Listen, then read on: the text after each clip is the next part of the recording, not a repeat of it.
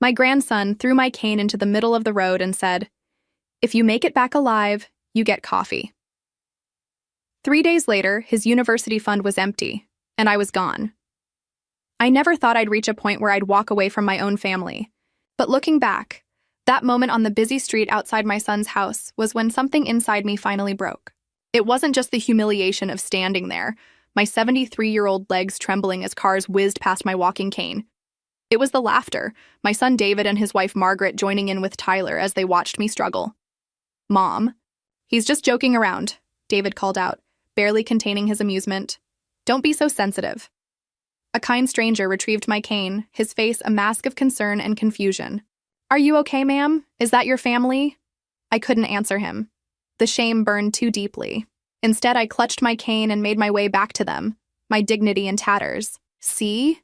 You made it." Tyler, my 18-year-old grandson, slapped me. Before we continue, comment where you're watching from and subscribe to the channel. We'd love to see how far our stories are reaching, on the back hard enough to make me stumble. Now you've earned your coffee. This cruel incident happened on what should have been a joyous occasion, the day I'd finally agreed to sell my home and move in with David's family. After 3 years of their persistent persuasion following my husband George's death, I'd finally relented. They had insisted it was for my own good, that I shouldn't be alone in that big old house, that they wanted me close to family. What I didn't realize then was that they wanted me close to my money, not me. The gathering that day included our extended family, my brother-in-law Frank and his wife, my niece Emma and her husband, even some of David and Margaret's friends. They were all there to celebrate my wise decision to move in with my son. Not one of them intervened when Tyler threw my cane. Not one voice was raised in my defense. Back at the house, as everyone chatted over coffee and cake, I sat quietly. In the corner, the reality of my situation finally sinking in. I wasn't moving in with family who loved me. I was surrendering my independence to people who saw me as nothing more than an asset. "You're awfully quiet, Mom," David said, sliding into the chair beside me. His tone was light, but his eyes were calculating. "Having second thoughts?" "Just tired," I lied, forcing a smile. "Well, don't worry about a thing. We'll take care of everything." He patted my hand. "Margaret's already picked out new furniture for your room. Smaller pieces, of course. We'll need to do something with all that clutter from your house." My clutter included family heirlooms, George's beloved book collection, and the antique furniture we'd spent decades collecting together. "And we've been thinking," he continued, lowering his voice, "it might make sense to add Margaret's name to your accounts, just for convenience, you understand, so we can help manage things." I nodded absently, but something cold had settled in my chest. This wasn't the first time they'd brought up my finances. Since George died, there had been countless suggestions about my money. Investments David thought I should make in his business ventures, expenses he felt I should cover, Tyler's private school, their family vacations, and increasingly, pressure to grant them access to my accounts. As the party wound down and guests began to leave, my niece Emma lingered. Emma was my sister-in-law's daughter, always a sweet girl, though we hadn't been close in recent years. "Aunt Judith," she said softly, taking my hands in hers. "Are you sure about this move? You know, if you need anything at all, you can call me." There was something in her eyes. Concern, perhaps even warning. But before I could respond, Margaret appeared at my side. "Emma, darling, so good of you to come," she said, her arms slipping possessively around my shoulders.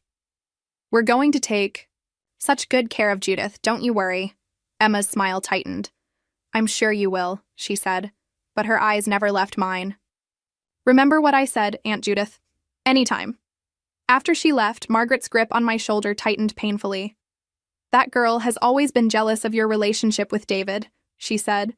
"I wouldn't put too much stock in whatever she was whispering about."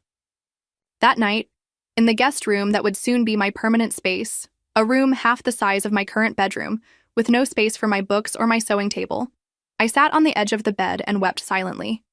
The walls felt like they were closing in around me. The sounds of David and Margaret talking in low voices downstairs made me feel like a child eavesdropping on adults. I thought about George and what he would say if he could see me now. George, who had always handled our finances with such care, who had left everything meticulously organized for me. "Don't let anyone push you around, Judy," he'd always said.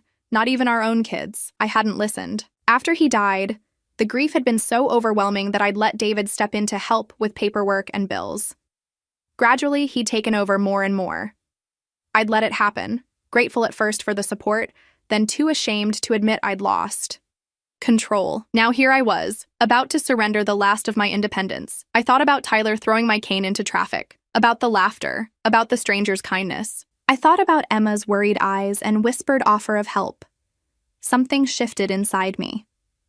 A quiet voice, perhaps my own, perhaps George's, whispered, "This isn't right. You know this isn't right." I couldn't sleep that night.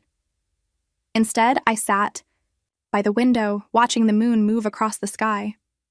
By morning, I hadn't made any grand decisions, but a seed of resistance had been planted.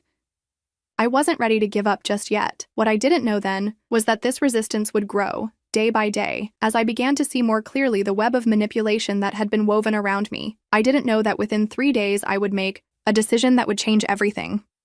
All I knew, as I watched the sunrise from my soon-to-be permanent cage, was that for the first time since George died, I felt something other than grief and confusion. I felt angry.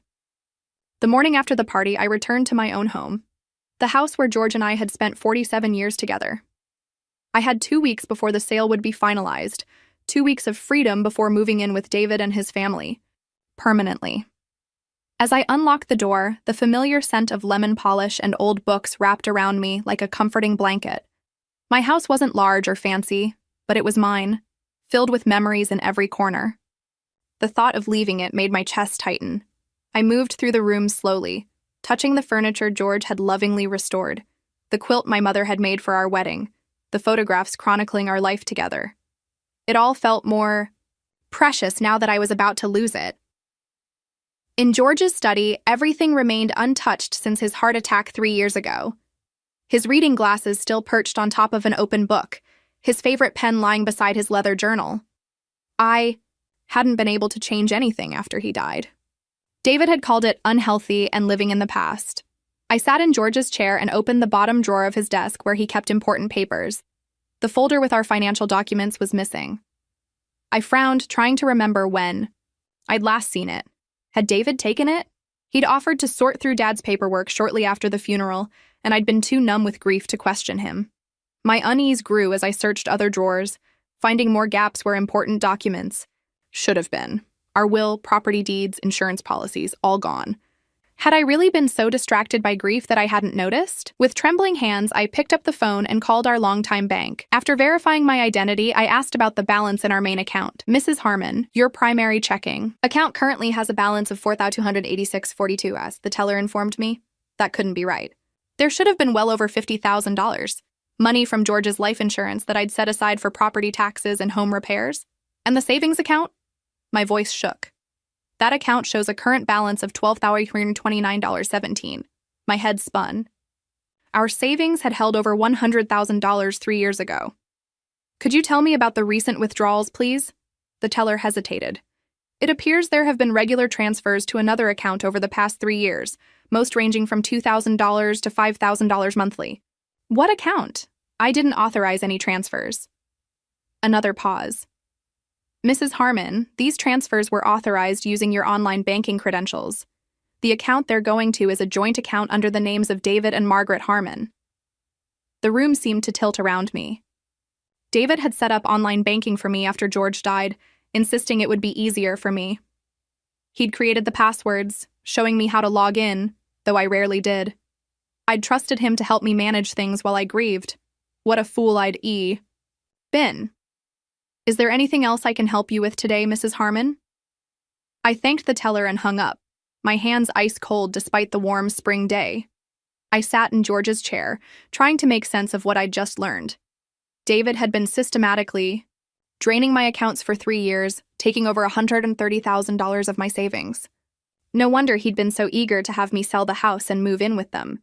With my financial resources dwindling, the house was the last major asset left. As the shock wore off, memories surfaced like jagged rocks at low tide. David helping me fill out insurance claim forms after George's death. Margaret suggesting I didn't need to worry about reviewing bank statements. They'd handle everything. The new car they'd bought last year, Tyler's expensive private school, the home renovations, the luxury vacations, all paid for with my money. The phone rang, startling me from my thoughts. It was Margaret. "Judith, just checking that you're okay. You left so early this morning." Her voice was honey-sweet, but I heard something new in it now. Calculation, not concern. "I'm fine," I said, surprised by how normal I sounded. "Just needed to start sorting through things here." "Oh, don't tire yourself out. David and I can handle all that. In fact, we were thinking we should start bringing some boxes over this weekend." "Not yet," I said firmly. "I need time to decide what I'm keeping." A pause. "Well, you know there won't be room for much, Judith. Your bedroom at our place isn't very large." "I'm aware," I said. "I'll manage." After we hung up, I sat in silence, my mind racing. What else had they taken from me besides money? I'd become increasingly isolated over the past 3 years. My old friends called less often. Had David intercepted messages? My sister Catherine had moved to Arizona after her husband died, and our calls had become infrequent. Had David discouraged her from visiting? I thought about my relationship with my daughter, Rachel. We'd grown distant after she moved to Oregon 15 years ago. Her calls had become less frequent after George died, and when she did call, David often answered, telling her I was resting or not up to talking. Had he been deliberately separating us? The last time Rachel visited, 2 years ago, David and Margaret had monopolized her time, scheduling family outings that tired me easily, leaving me behind to rest while they took Rachel sightseeing. When she tried to spend time alone with me, there was always some reason why it wasn't convenient. Rachel had seemed hurt when she left, perhaps thinking I didn't want to spend time with her. I'd written it off as the natural distance that comes with geography and time, but now I wondered, had David been driving a wedge between us deliberately? As darkness fell, I remained in George's study, the weight of my discoveries pressing down on me. I'd been so blind, so trusting. I'd let grief cloud my judgment, and my son had taken advantage of my vulnerability in the worst possible way. The magnitude of the betrayal was almost too much to bear. This wasn't just financial exploitation, it was the systematic dismantling of my independence, my connections, my very identity. In the growing darkness, I remembered Tyler throwing my cane into traffic, the cruel laughter, the stranger's kindness. I remembered Emma's concerned face and whispered offer of help. With sudden clarity, I knew I couldn't go through with the house sale. I couldn't move in with David and Margaret. I couldn't continue to be manipulated and exploited by my own family. But what could I do? Where could I go? Who would help me? As if in answer to my unspoken questions, the phone rang again. I answered warily. "Aunt Judith? It's Emma. I hope I'm not calling too late." Her familiar voice was like a lifeline in the darkness. "Emma," I said, my voice breaking slightly. "No, it's not too late at all. I've been worried about you," she said. "After seeing you yesterday, Aunt Judith, is everything okay? Really okay?" For a moment, I couldn't speak. The simple kindness in her voice nearly undid me. "No," I finally whispered. "Everything is not okay. Not at all." "I can meet you tomorrow," Emma said, her voice low and urgent. "Not at your house. David might drop by. There's a cafe called Rosie's on Maple Street, 10 in the morning." I agreed, feeling both relief and trepidation. After hanging up, I locked all the doors and sat in the darkness, wondering how I'd face David and Margaret now that I knew the truth. The thought of pretending everything was normal made me physically ill. The next morning, my phone rang twice before I left. David checking where I was going, Margaret reminding me we had an appointment with the realtor the following day. I lied smoothly, surprising myself. "Just meeting an old friend from church for coffee," I said, my voice steady despite my racing heart. Rosie's cafe was small and cozy, tucked between a bookstore and a flower shop. Emma was already waiting, a steaming mug between her hands. She stood when she saw me, her eyes scanning my face with concern. "Aunt Judith," she said, embracing me warmly. "I've been so worried." We settled into a quiet corner booth, and for a moment I couldn't speak. The simple kindness of her concern threatened to unravel me completely. "I think David has been stealing from me," I finally said, my voice barely above a whisper. Emma's expression didn't register surprise, only a deep sadness that confirmed my worst fears. I was afraid of that, she said. Mom and I have suspected something was wrong for a long time, but whenever we tried to visit or call, there was always some reason why you weren't available. She reached across the table and took my hands in hers. Aunt Judith, what David and Margaret are doing. It's elder abuse, financial exploitation. It's not just wrong, it's criminal. The word abuse hit me like a physical blow. I'd never thought of myself as a victim, as someone who could be abused. I was a retired school teacher, a homeowner, a woman who had raised 2 children and helped raise several grandchildren. I was strong, independent, or at least I had been. I checked my accounts yesterday, I said, my voice steadying. He's taken over $130,000 in the past 3 years. Emma's grip on my hands tightened. That's theft, plain and simple. And now, they want me to sell my house and move in with them.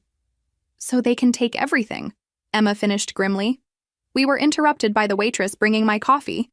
When she left, Emma leaned forward. Aunt Judith, this has to stop. You need to protect yourself and what's left of your assets. How? David has all my documents. He's been handling everything for so long. First, we need to get you a lawyer. Then a new bank account, one David doesn't know about. The practical steps Emma outlined made the situation feel less overwhelming. By the end of our meeting, I had the names of an elder law attorney and a financial advisor who specialized in helping seniors recover from financial exploitation. One more thing, Emma said as we prepared to leave. Have you spoken to Rachel recently? Like, actually spoken to her yourself? I felt a flush of shame. Not for months. David usually answers when she calls, says I'm resting. Emma's expression hardened. That's what I thought. Aunt Judith, Rachel has been trying to reach you. She's called my mom several times, worried because you never seem to be available when she calls. My heart clenched. My own daughter thinking I didn't want to speak to her. Another relationship David had manipulated. Call her, Emma urged. Today, if possible. Use my phone if you're worried about David seeing the call on your bill. I left, our meeting with a plan and something I hadn't felt in years, hope. I made an appointment with the attorney for the following day and called the bank to freeze any further transfers from my accounts.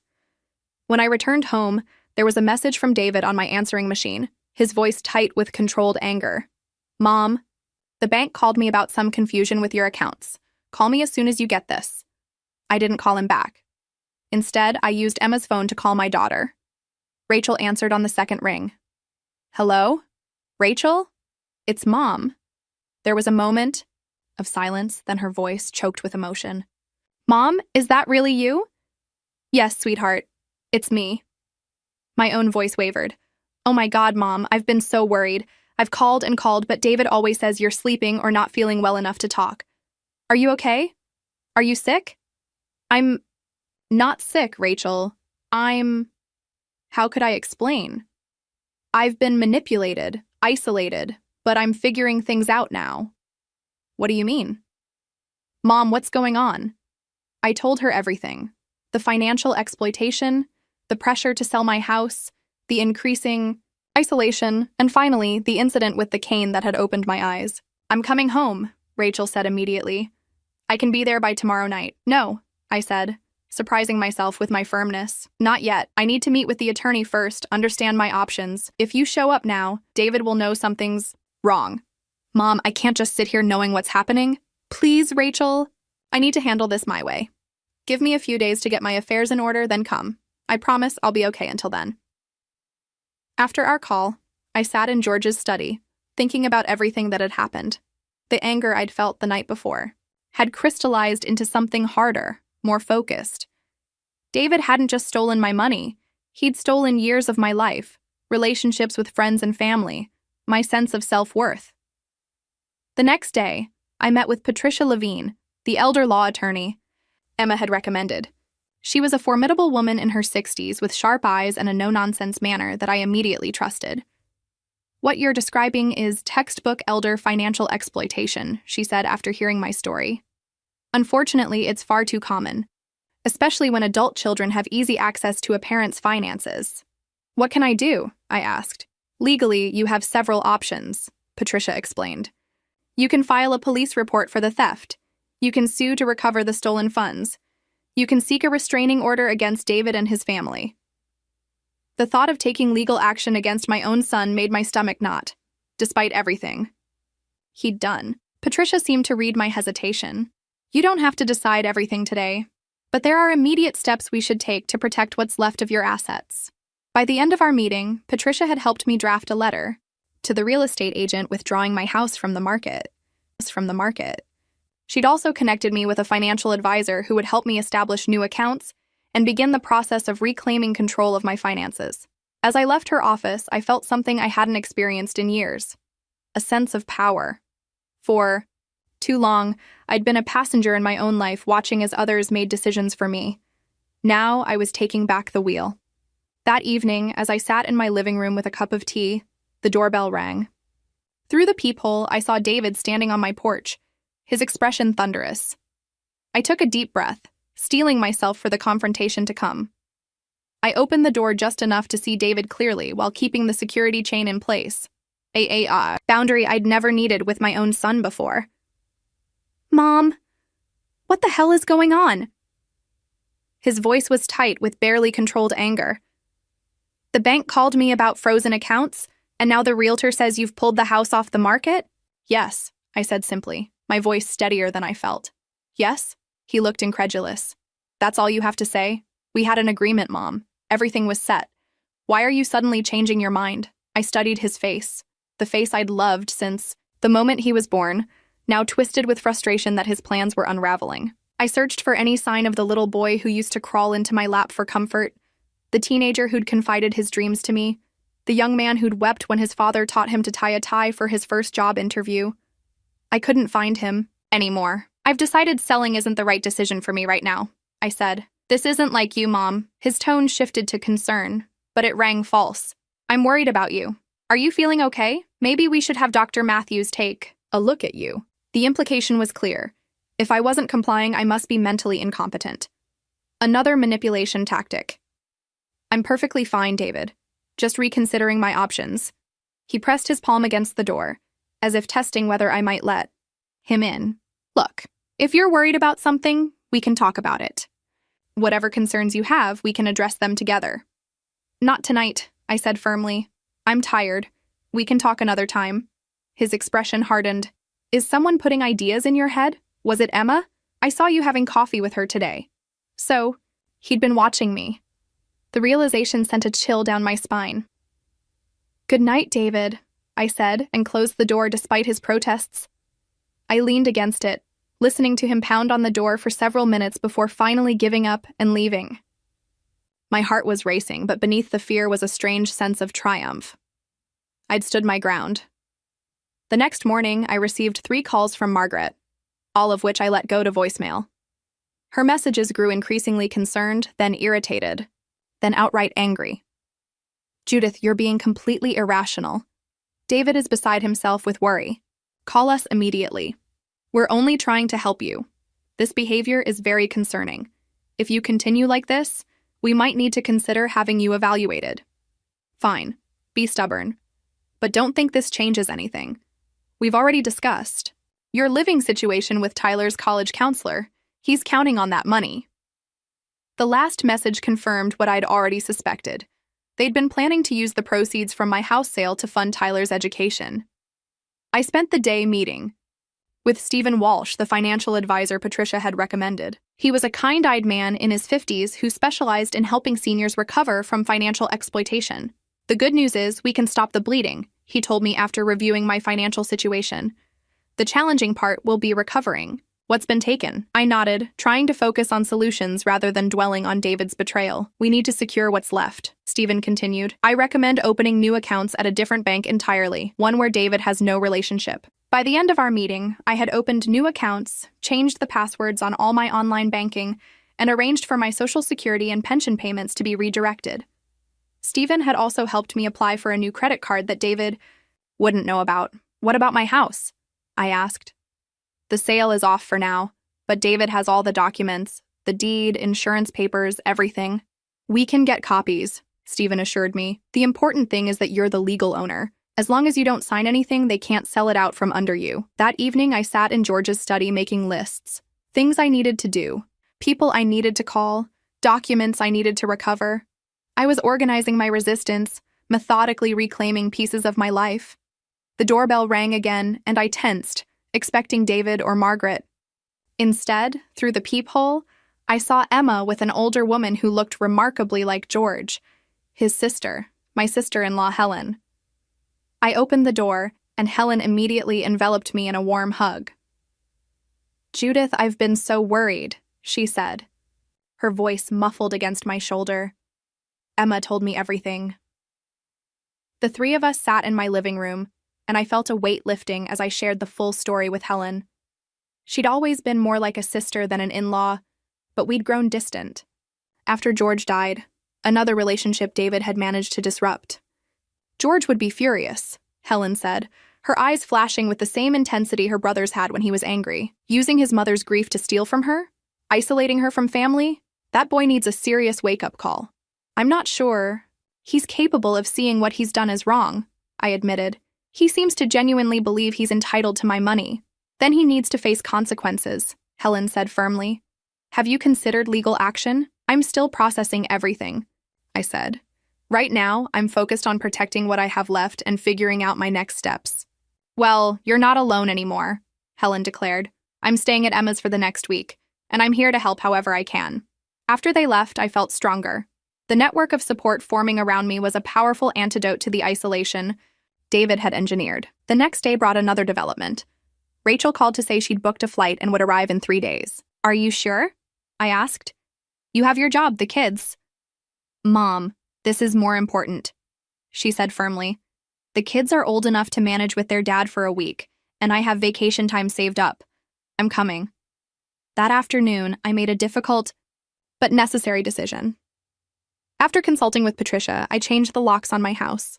The locksmith, an older gentleman named Frank, worked quickly and discreetly. My son lost his key, I explained, the lie tasting bitter on my tongue. Frank just nodded. Happens all the time, ma'am. As he was finishing, a car screeched into my driveway, Margaret's silver SUV. She stormed up the walkway, her face flushed with anger. What do you think you're doing? She demanded, glaring at the locksmith. Changing my locks, I replied calmly. Why would you do that without telling us? We need access to your house, Judith. What if there's an emergency? Then you can call me, I said. Or 911 if necessary. Margaret's eyes narrowed. This isn't like you, Judith. David is really concerned. About your mental state. These erratic decisions, the secrecy, it's not healthy. I appreciate your concern, I said, not backing down. But I'm perfectly fine. We'll see what Dr. Matthews has to say about that, she muttered, turning back toward her car. David's making an appointment for you. After she left, Frank gave me a knowing look. Family troubles? I nodded, too tired to maintain the pretense. Been there, he said kindly.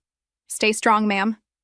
That night, I sat in my kitchen, surrounded by silence, sipping tea and thinking about the days ahead. David wouldn't give up easily. The more control I reclaimed, the harder he would fight to regain it. But for the first time in years, I wasn't afraid. I was angry, hurt, disappointed, but not afraid. With each small act of resistance, I was rebuilding my sense of self, remembering the woman I had been before grief and manipulation had diminished me. As I prepared for bed, my phone rang. Tyler's name flashed on the caller ID. I hesitated, then answered. Grandma? His voice sounded small, uncertain, so different from his usual arrogant tone. Can we talk? Grandma, I need to talk to you about school, Tyler said, his voice lacking its usual confidence. I sat down slowly, bracing myself. What about school, Tyler? Dad and Mom told me you promised to pay for my college. They said we had a plan, but now you're backing out. His voice rose slightly. I've already been accepted to Berkeley. If I don't get the money, I can't go. Closed my eyes, processing this new manipulation. They had promised my grandson something I'd never agreed to, then sent him to make me feel guilty. Tyler, did I ever personally promise to pay for your education? I asked gently. A pause. Well, no. But Dad said, your father made promises using my money without my knowledge or consent, I said, keeping my voice calm. I never agreed to fund your education. But Grandma, this is my future we're talking about. Now he sounded angry. Worked so hard for this. You can't just ruin everything because you're having some kind of senior moment. There it was again. The implication that if I wasn't complying, something must be wrong with my mind. Tyler, I said firmly, I understand you're disappointed, but this situation is between your father and me. He made promises with money that wasn't his to give. So you're just going to let me fail? His voice cracked. I thought you loved me. The emotional blackmail was so transparent it almost made me laugh. Instead, I took a deep breath. I do love you, Tyler. I do love you, Tyler. But that doesn't mean I'm obligated to give you $200,000 for college. There are scholarships, loans, work-study programs, many ways to fund your education. This is so unfair, he exploded. Dad said you're being manipulated by Aunt Emma and Rachel. He said you're not thinking clearly. Your father is wrong, I said simply. I'm thinking more clearly than I have in years. Whatever, Tyler muttered. I'll tell Dad you're not budging. After he hung up, I sat in the darkness, wondering if there was any way to salvage my relationship with my grandson. Had David and Margaret poisoned him completely, or was there still hope he might someday understand? The next morning, I woke to multiple missed calls from David and a text message that chilled me to the bone. This has gone far enough. We're coming over at 10 to discuss your mental health evaluation. Dr. Matthews has concerns about your recent behavior. They were escalating, trying to declare me incompetent. Patricia had warned me this might happen, that financial abusers often turn to questions of mental capacity when their victims start to resist. I called Patricia immediately. Don't let them in, she advised. Don't sign anything. Record the conversation. If you can. I'm sending my paralegal over. She should arrive before they do. True to her word, a young woman named Jessica arrived at 9:45, introducing herself as Patricia's paralegal and explaining she was there to witness the interaction. We barely had time to settle in the living room before David's car pulled into the driveway. Margaret and Dr. Matthews, our family physician for over 20 years, were with him. I positioned my phone on the side table, recording app running as Patricia had suggested, then took a deep breath and opened the door. Mom, David began without preamble, we're very concerned about your recent behavior. Dr. Matthews is here to evaluate you. Dr. Matthews looked uncomfortable but stepped forward. Judith, your family has noticed some concerning changes. Mood swings, paranoia, irrational financial decisions. These could be signs of cognitive decline.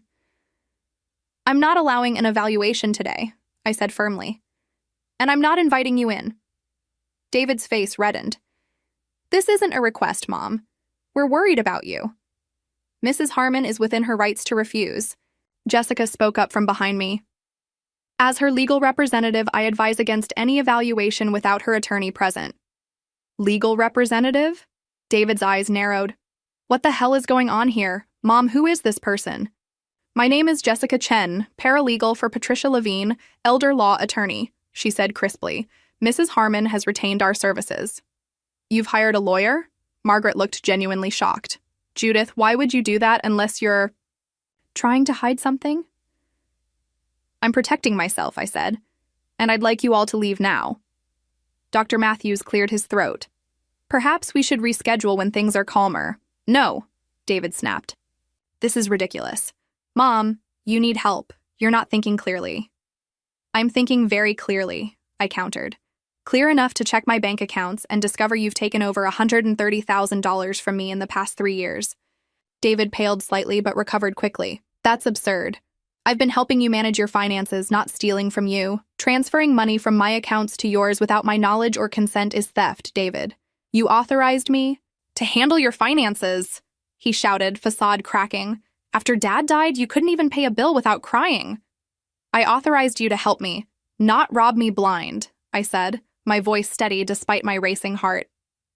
Not isolate me from my friends and family, not trick me into selling my home so you could take the proceeds. Margaret stepped forward, her voice honeyed with false concern. Judith, you're confused. David has only ever had your best interests at heart. My best interests? I laughed bitterly. Was it in my best interest when Tyler threw my cane into traffic and you all laughed? Was it in my best interest when you planned to use the money from my house to pay for Tyler's college without my consent? Dr. Matthews looked increasingly uncomfortable. Perhaps I should come back another time. No, David insisted, grabbing the doctor's arm. She needs to be evaluated now. She's paranoid, making wild accusations. Jessica stepped fully into view. Dr. Matthews, I should inform you that attempting to force an evaluation on an unwilling patient who shows no signs of immediate danger to herself or others could be considered malpractice. Additionally, this entire conversation is being recorded. Doctor. Matthews pulled his arm free from David's grip.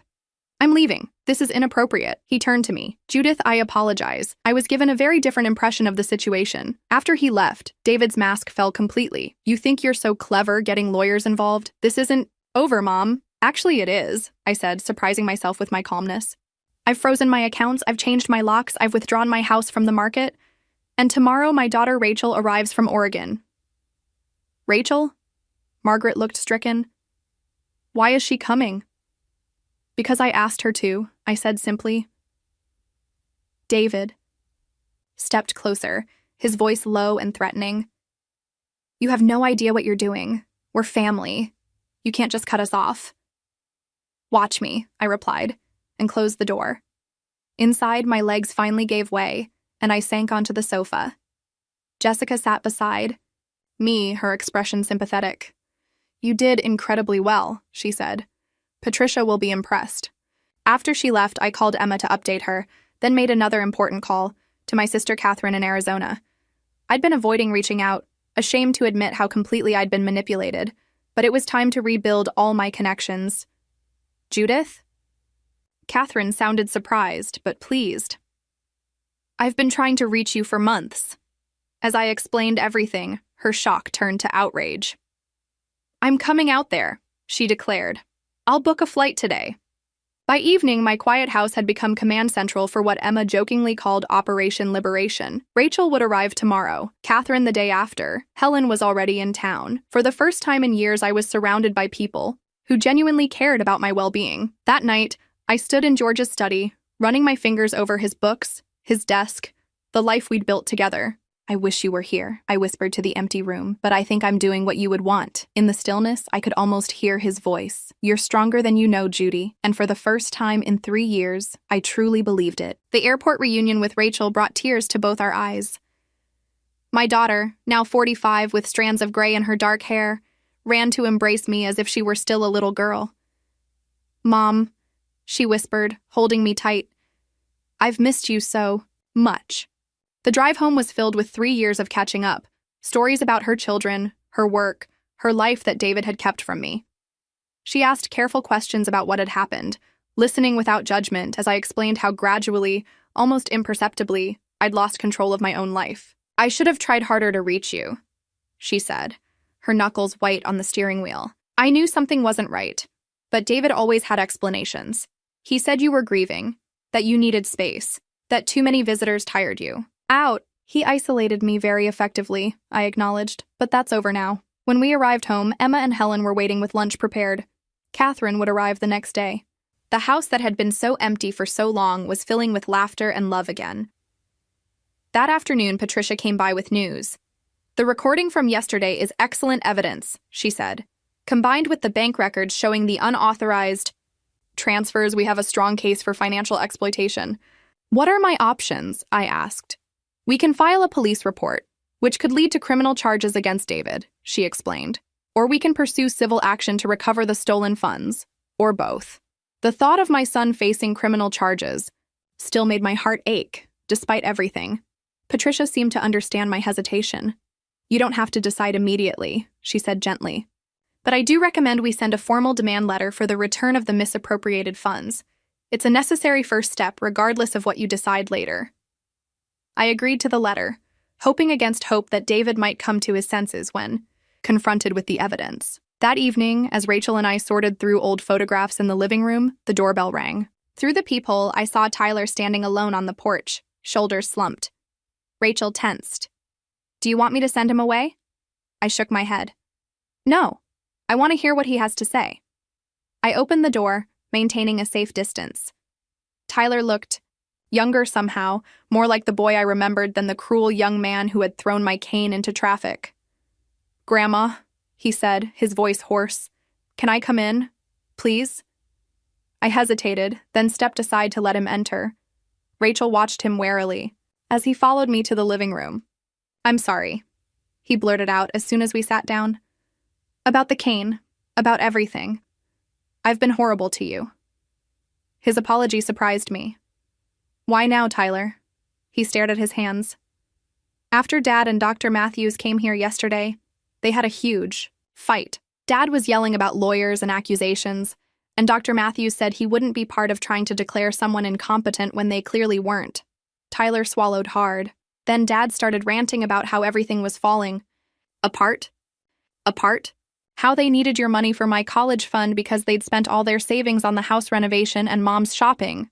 Rachel made a disgusted sound. Tyler looked at her, then back at me. "I didn't know, Grandma. I swear I didn't know. They were taking your money. Dad always said you wanted to help, that you insisted on paying for things because you had so much from Grandpa's insurance." "And you believed that?" Rachel asked skeptically. "Why wouldn't I?" Tyler's voice cracked. "They're my parents. I trusted them. I studied my grandson's face, searching for signs of deception. All I saw was confusion and shame." "What do you want from me now, Tyler?" I asked quietly. "Nothing," he said quickly. "I mean, I know I don't deserve your forgiveness or help with college. I needed you to know I'm sorry, and that I didn't understand what was really happening." I wasn't ready to fully trust him, but his remorse seemed genuine. "Thank you for the apology," I said carefully. "It means a lot." After Tyler left, Rachel and I sat in silence for a while. "Do you believe him?" she finally asked. "I want to," I admitted. "He's young, and he was raised by David and Margaret. He might not have understood the full extent of what they were doing." "Maybe," Rachel conceded. "Just be careful, Mom. This family has hurt you enough." The next day brought Catherine's arrival and a formal response from David to Patricia's demand letter, a hostile denial of any wrongdoing and threats of a countersuit for defamation if we proceeded. "He's bluffing," Patricia assured me when I called her. "The evidence is overwhelming. He knows it, but he's hoping you'll back down." I wasn't backing down. With my sister, daughter, sister-in-law, and niece surrounding me, I felt stronger than I had in years. Together, we worked out a plan for my future. One that didn't include moving in with David or selling my home.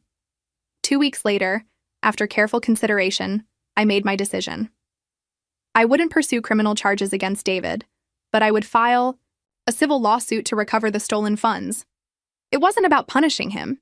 It was about justice and ensuring I had the resources to maintain my independence. "Are you sure?"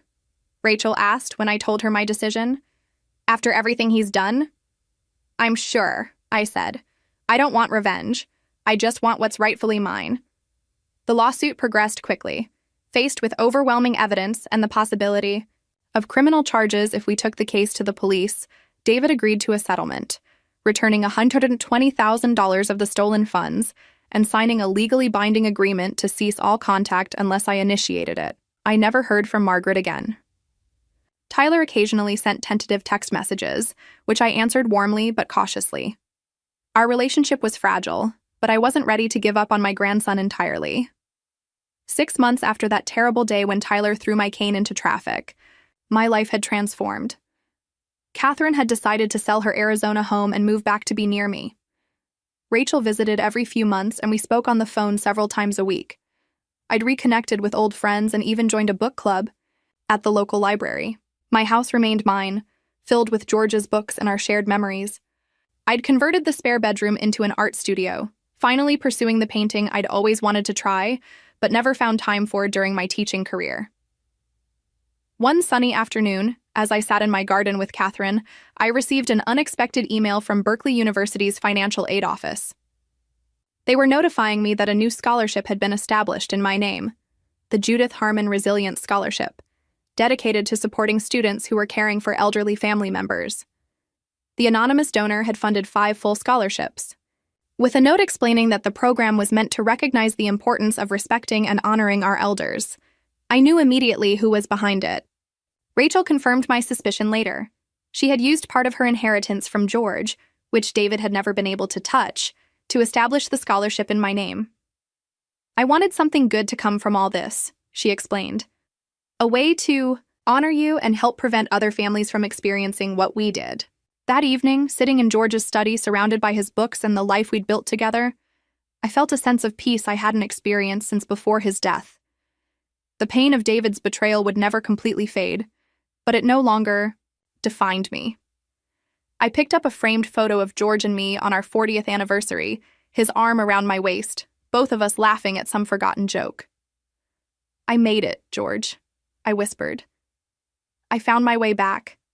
3 days after Tyler threw my cane into the road and mockingly told me I had to earn my coffee by retrieving it, his university fund was indeed empty, but the money had returned to where it belonged, with me.